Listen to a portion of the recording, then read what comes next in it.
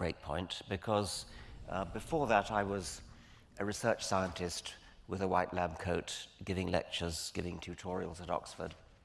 And afterwards, I went on doing that as well, but I then wrote a whole lot more books, did things like television, radio. My life did rather change as a result of Selfish Gene, so it was a natural breakpoint. I mean, certainly that is the book where you became known to the world, right? I mean, that's certainly where I first encountered you. I was a physics student at Harvard, not doing any zoology or biology, and The Selfish Gene, a chapter was put into a reading packet for a course in philosophy that I was taking. I do hope they gave you royalties for the Xerox copies that they did. But the writing was, for me, a revelation, because it was the first time, you and actually Daniel Dennett, who's also in that pack, it was the first time that real difficult science was just being spoken in plain language. So for me, it was a wonderful experience. But certainly I didn't know much about your early life until reading this book, and I suspect many are in the same boat. So I thought maybe we'd just do a quick history that you cover lyrically in the first chapters of the book. Where were you born? Nairobi, a place of rather unfortunate association just at the moment. I lived in Kenya for only the first 2 years of my life, and then went back to Nyasaland, where my father, that was what it was called then, it's now Malawi, where my father was in the British colonial service. That was his career. And so I don't remember Kenya at all, but I do remember Malawi.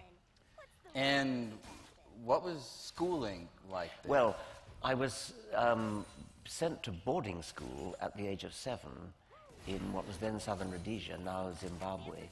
It was a remarkable school. It was a very, very English boarding school. It was a kind of export of a rather famous English boarding school called the Dragon School. The Dragon School is in Oxford, and it's a very fine school. And a master from the Dragon School called Tank, that was his nickname. I thought the nickname referred to the sort of tank you have in your roof, but it obviously in fact meant the kind of military vehicle that won't stop for anything. That must have been how he got his nickname. He went out to Africa to seek his fortune and started a kind of son of dragon school called Eagle School. And they had the same kind of traditions. They had a very adventurous spirit. They had the tradition of calling the teachers by their nicknames. And it's the only school I've heard of where, apart from the Dragon School, where this is encouraged. You even called the headmaster Tank when he was beating you, which... Sorry, Tank, you'd say.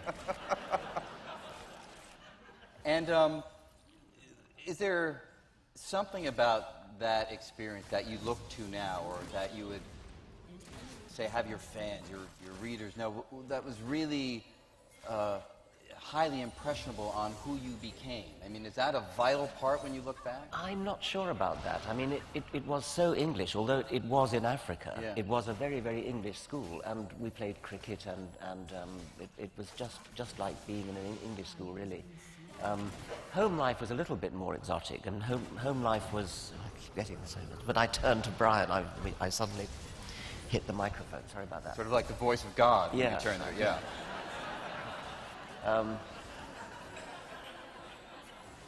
Home life in Africa was a rather spoiled, privileged one. I mean, it was like Edwardian England. We had servants, and there was a cook, and people served at table, and there was a gardener and everything. In other respects, it wasn't very luxurious. There were no water closets or anything like that, no pipe water. You had, baths had to be filled with water heated on the stove kind of thing. But there were servants to do it for you. Which is always nice, yes. Now, there's one thing that struck me running through the early sections, the early chapters of the book, where you were looking back on, say, young Richard Dawkins, as kind of, I don't know, naive and gullible in some way. And you told a couple of stories. One, you're playing hide and go seek, and the person you're playing with said that they were invisible, and that's why you couldn't find them. And now you look back and like, how could I have believed that? You also told a story, a charming little story about lightning and thunderstorms and the story. What was that one? There was our house was struck by lightning. No, there's one where you were lying in bed. I hope this came from your book. I'm going to be really embarrassed if it was another book. But you were lying in bed and someone told you that if you get hit by lightning... Oh, yeah, okay, right, got it, yeah. Yes, I was gullible. There was, in the dormitory, actually in my English school, when we'd moved back to England, there was a sort of nighttime storyteller who would hold us spellbound with his horror stories. And he told us, for example, that there was a kind of insect which would leap sideways from the wall onto your temple, dig a hole in your temple, and bury a bag of poison in there. He also told us that when you were struck by lightning, you would know nothing about it for 15 minutes. And only after 15 minutes would blood start trickling out of both your ears. And we all believed this, and when there was a big thunderstorm, we were all waiting in terror, timing 15 minutes. So I wasn't always the skeptic. So you look back now, and you know, you say in the book how it's like vital to teach kids, you know, critical thinking, so they wouldn't believe stories, fantasies like that. Not everyone would agree with that, and I know you've gotten some conversation about. I mean, you know, if you have a bunch of kids that are playing, and like, you know, Timmy and Jimmy have these ships going near a black hole and rushing all over, and you got little Poindexter in the corner saying, "You can't do that. You can't go faster than the speed of light." You know, it's like whose brain is really firing on all cylinders, and like more importantly, who would you rather play with? Yes, I agree. No, I think that playing games like that and playing spaceships and I mean, I played spaceships with my friend Jill Jackson, and our beds were spaceships, and we would make up the fantasy as we went along, and she would say, "Captain, Captain, the Troons are attacking on the starboard side," and I would sort of, you know, steer the spaceship away and so on. I think that sort of fantasy is wonderful. I think I probably draw the line at magic, supernatural magic, where frogs turn into princes and things like that, because that does, I think, possibly teach a wrong attitude to I mean, reality is so wonderful without supernatural magic, and I think I would have benefited from being a bit more skeptical. Partly, you told the story of when I was fooled by this chap who said he was invisible. And I mean, I was playing hide and seek with him. He was a nice African man. Playing hide and seek with him, and I looked in a particular hut, and he wasn't there. And then I came back later and looked in the same hut, and he was there. And he told me that he'd been there all along, but had made himself invisible. And I found that a more plausible explanation than that he had simply been lying. Now, I think it would be good if children were a bit more skeptical than that. But can I ask you one question that, you know, maybe it's more just for my own personal use, because, you know, I'm Jewish, you know, my wife is Catholic. What do you do about Santa Claus? Like, where does that fit in? It's a bit of a mystery, because all children believe in Santa Claus, and then they learn that it's not true. But for some reason, they don't then generalize the principle. My parents have lied to me about this. I don't mind. I mean, I don't want to be a killjoy. I don't want to be a Scrooge about this. But instead of telling a child there is no Santa Claus, what about saying something like, well, let's just work this out. How many chimneys are there in the world? But here's the problem. Yeah. I tried that approach, and my wife got furious at me, right? Spoiling, you know, this wonder of Santa Claus. So I went out and I got like this 99-cent app that showed Santa going around the earth, you know, in a very fast spaceship, and, you know, I could show the kids to reconvince them that Santa Claus was real. But putting that to the side, the curious thing that has happened, and I think this is really the question that I have, it has provided an opportunity, an unexpected opportunity for that kind of critical thought, because we get we celebrate both Hanukkah and Christmas. These presents come in December. Now, the Christmas presents, they come from the North Pole, delivered by Santa. The Jewish, the Hanukkah presents, they come from Amazon, delivered by FedEx. So what my kids do is, ultimately the presents all get in one big heap. 6 months later, something breaks, and I'm like, oh, don't worry about it. We got it from Amazon. We can just order another. They're like, you got that at Amazon? You told us at Santa. Right? Yes, that was yeah. one of the Santa ones. So really, my son in particular has now gone through a very dedicated analysis, critical thinking, where on his own he's coming to this conclusion. It seems better to allow someone to go through that process of having some idea that really doesn't hold water and let them find the leaks. There's a lot in that. I think that's right.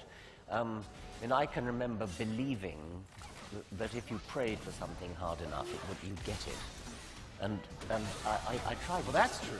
Right? I mean, I tried it experimentally, and it didn't work. But would you say that your own life, looking back now, again, I'm not trying to be an armchair psychologist. Looking back, through the book, it strikes me that part of your passionate devotion to making sure that people don't hold these false ideas, does it come from looking back at young Richard and having that sense of aghast? How could he have believed that? No, I don't think so. All right, I'm not a good psychologist. No, but, no, but I do think that you and I both know that reality has a better magic anyway. Yes. And somehow it's demeaning to feed a child with the magic of spells of frogs turning into princes and sleeping beauties and things, or werewolves or ghosts and things like that, because reality is so much more wonderful and so much more magical. And I think it gets in the way, but I get kicked around the room whenever I say this, it's spoiling the magic of childhood. I want to put a better magic into childhood. Right. I guess the question is,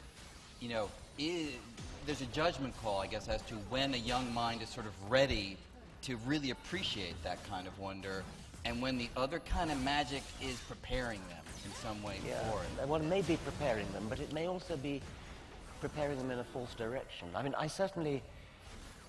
was devoted to Dr. Dolittle. Do you have Dr. Dolittle in this one? Yeah. And who could talk to animals, and all the plots depend upon his ability to talk to animals. I desperately wanted to be Dr. Dolittle, and I thought that if I believed it hard enough, I would be able to talk to animals, and I would be able to. I go one better than Dr. Dolittle. I would do it by telepathy, and I attempted to telepathically attract all the animals to come to where I lived, well, I don't think a child should have been brought up in such a way as to believe that just willpower can achieve something when it can't. Right.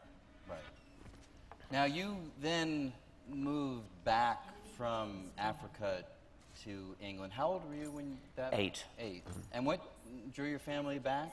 Well, my father thought that his career would be in the British Colonial Service, but unexpectedly he was left in the will of an extremely distant cousin. I suppose you could call it the family estate. It was rather a reduced estate by the time 1946 came when he got it.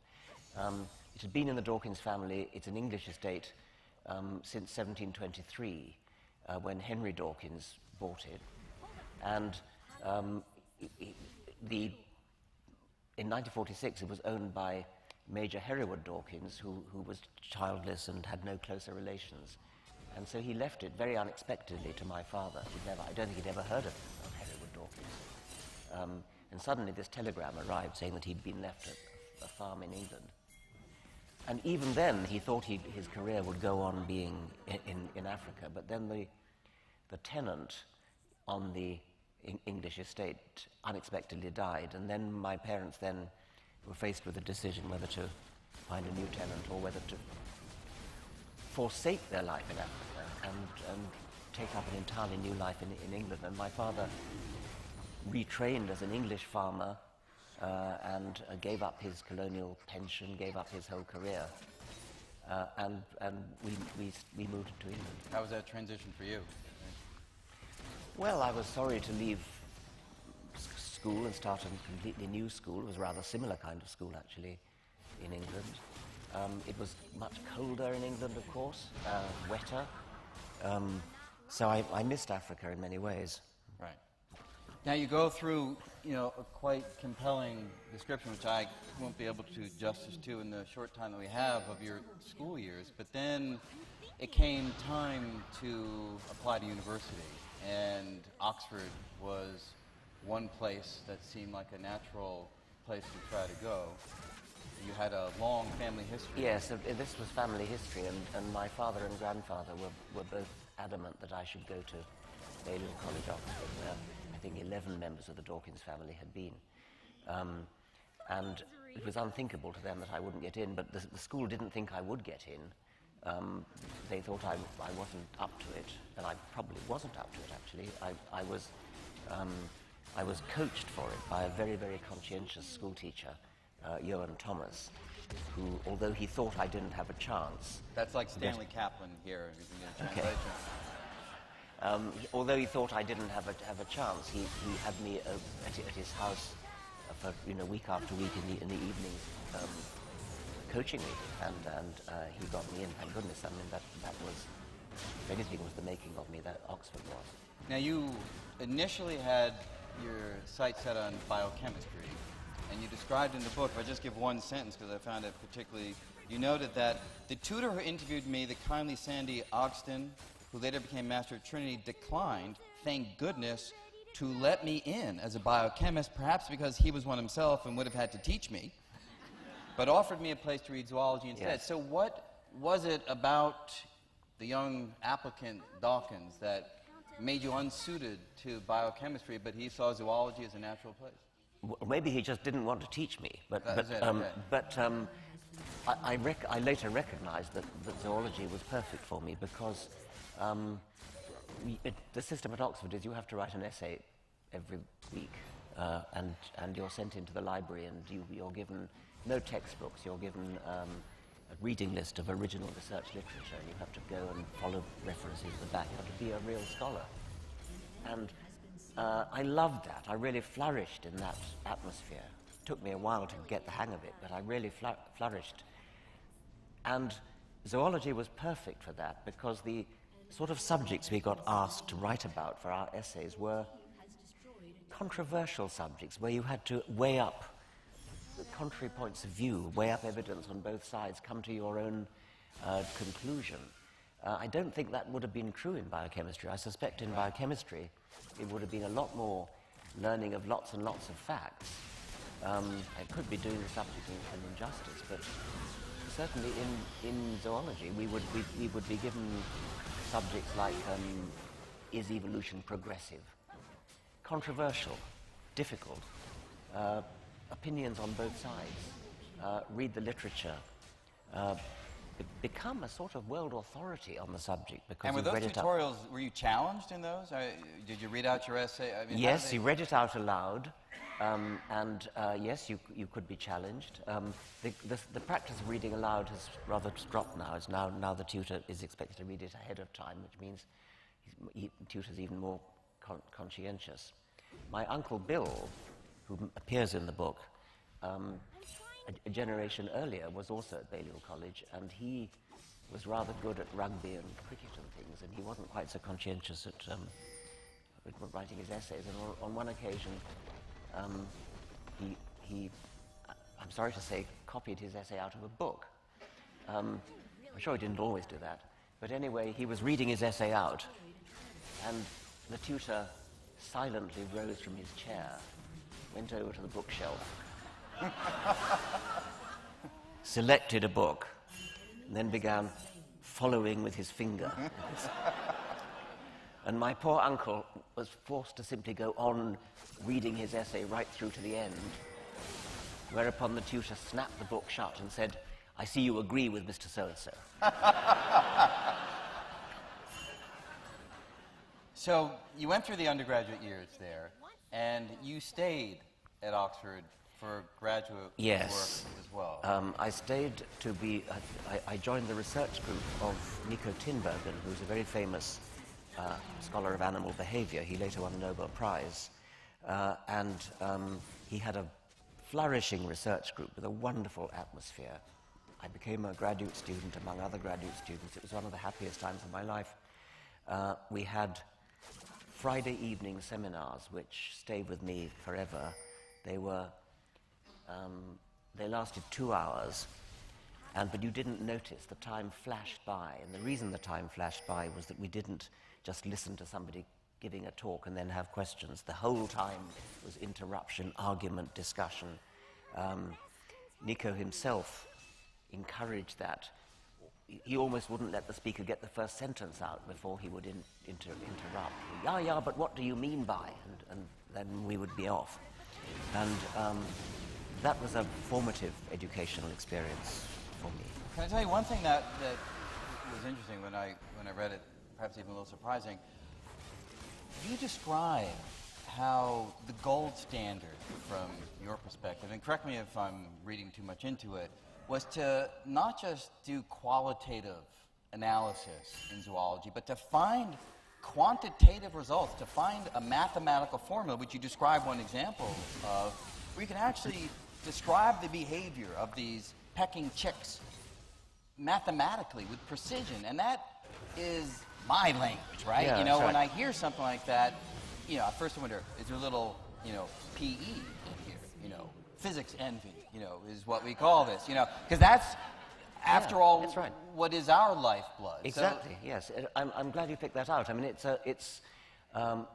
was my ambition to do that. It was, if you want to know what's going on inside the head of an animal, the neurobiological way, the physiological way is to cut the skull open and look, or stick electrodes in, and that's bloody, and I didn't like that. An alternative way, which appealed to me, is to, it's really Popperian philosophy of science, where you think up, you dream up a model, sort of imagine a model, a theory, a hypothesis of what might be going on inside the animal's head.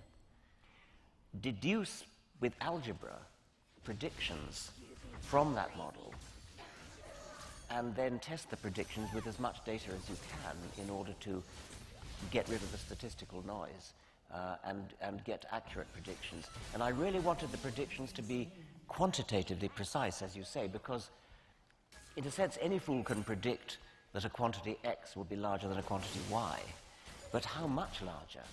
X should be actually a particular mathematical function of Y.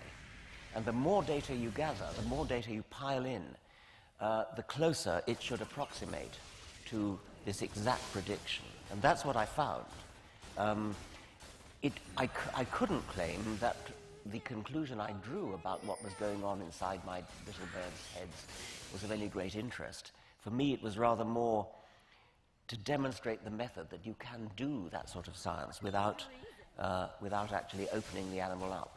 But what would make me nervous as a physicist in that situation is I look at the physical system and it's so complex, right? I mean, the reason why I do physics is because we study, you know, electrons, individual particles that have such a simplicity in context, such a paucity of distinct variables that we think that our mathematics might actually be describing what's going on. Yeah. I'd be so damn nervous in your situation to try to think mathematically about the situation. Yeah.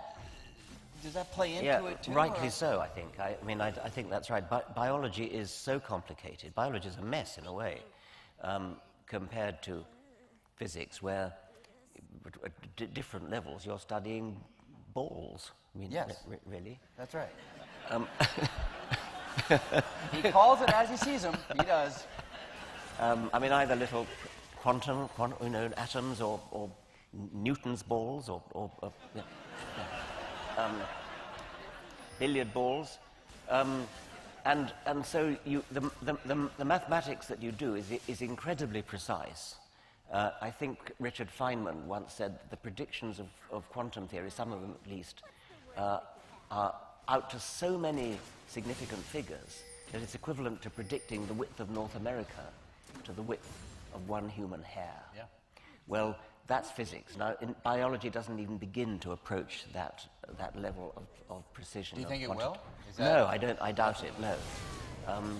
But on the other hand, the conclusions we try to draw, we can already draw without. I mean, there are certain things in biology we know are true, and we don't have to worry about further. I mean, we know that evolution is true. For example, it's definitely true.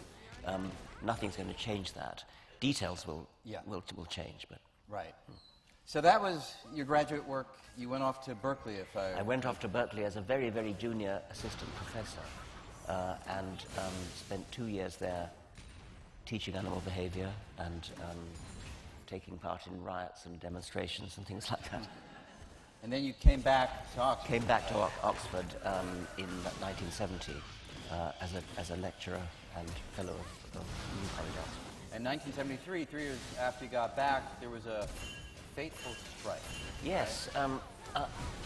In the early 70s, there was a bad, almost general strike in Britain, which led to what was called the 3-day week, and there were power cuts, and it was impossible to get on with lab research.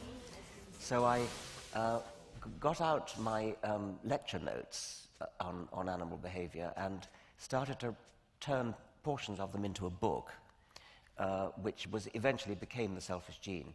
And I only actually wrote 1 or 2 chapters of it before the strike came to an end, unfortunately from one point of view. And so I went back to my research and put the first 2 chapters of The Selfish Gene in a drawer and didn't return to them until 2 or 3 years later. Right, but ultimately you did. You wrote The Selfish Gene. Yes, and in a way that was a good lull, because in the intervening years there were very significant advances in evolutionary theory, which I was able to incorporate. Now, were you worried? I mean, when I wrote my first book, I waited till I had tenure, and people started to say, you're going to get the whole Carl Sagan effect of people sniping at you in the community. It didn't happen to my face. I mean, who the heck knows what happens behind your back? But was that a concern?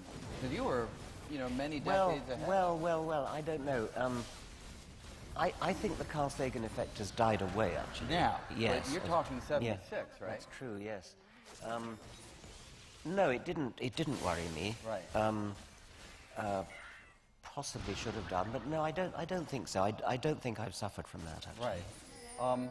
So, of course, from there, you've gone on to write a variety of other books expounding the various ideas of evolution, and you've, of course, as we all famously know, moved into the position as one of the strong proponents of atheism. I made a joke about it earlier, but if you don't mind, can we spend a few minutes talking about God?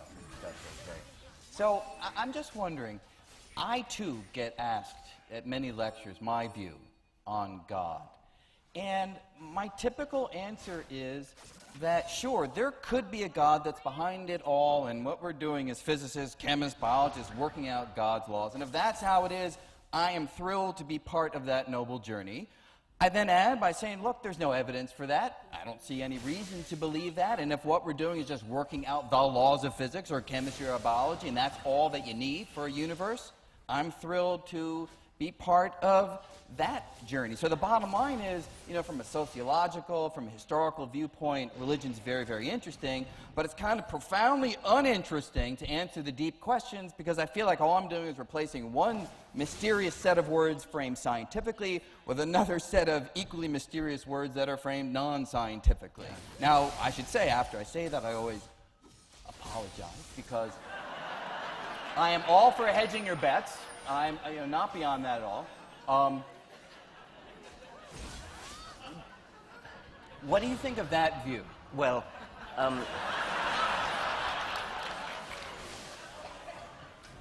I think that the sort of Newtonian. I mean, Newton thought that he was working out God's laws, and he was demonstrating the glory of God's mind when he worked out the laws of mechanics and so on.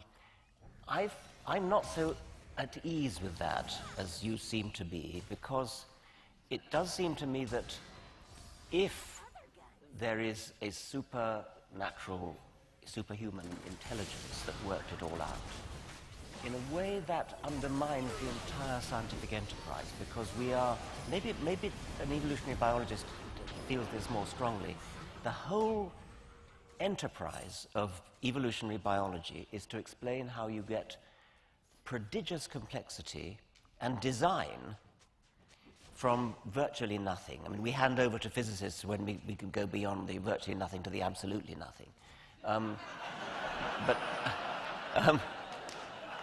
But if you start from quite an advanced level, bacteria, and work up to mammals and humans, we have a working theory which we know is true, which explains how you can go from great simplicity to prodigious complexity, and finally to the sort of complexity which is capable of designing things, of creating things, of working out how to do things. Well, if you are suddenly going to insert a designing machine, a creator, an intelligence at the root of the universe, you've just undermined your entire enterprise, because your entire enterprise has been to explain how you get to something complicated enough to do design. But even if that being just set in place the laws and then stood back? Even that, even the deistic God who sets the laws in place and withdraws, if those laws, if the implication is that those laws were cunningly designed, cunningly crafted, as many people think they were, so that